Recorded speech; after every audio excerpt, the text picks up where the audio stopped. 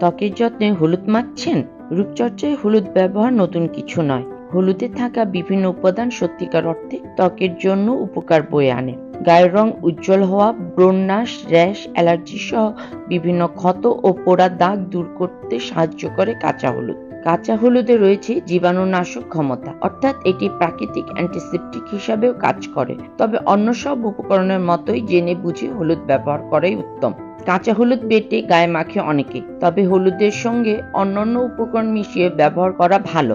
এতে আরো ভালো ফলাফল পাওয়া যায়। ত্বক তৈলাক্ত হলে হলুদের সঙ্গে দুধ, বেসন, মধু অথবা লেবু মিশিয়ে ব্যবহার করুন। ত্বক শুষ্ক হলে মধুর পরিবর্তে টক দই ব্যবহারে ভালো ফলাফল পাবেন।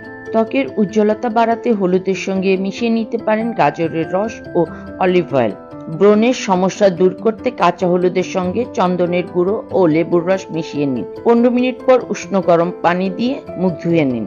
ত্বকের যত্নে প্রতিদিন না করে সপ্তাহে 1 দিন বা 2 দিন হলুদ ব্যবহার করতে পারেন। প্রতিদিন হলুদ স্ক্রাব হিসাবে ব্যবহার করলে ত্বকের ভেতরে আঁচড় কেটে যায়। স্বাভাবিকের তুলনায় তাড়াতাড়ি বলে রেখা সৃষ্টি হয় ত্বকে।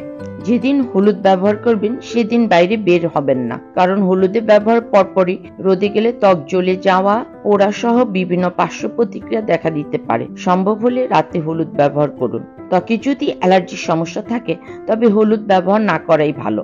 চোখের নিচে কালো দাগ দূর করতে সাহায্য করে হলুদ। এর জন্য সামান্য হলুদের সঙ্গে মাখন বা জলপাই তেল মিশিয়ে চোখের নিচে লাগাতে পারে। 15 মিনিট পর ধুয়ে নিন। এই সময় হলুদের প্যাক যেন চোখে না ঢুকে সেই দিকে সতর্ক থাকুন।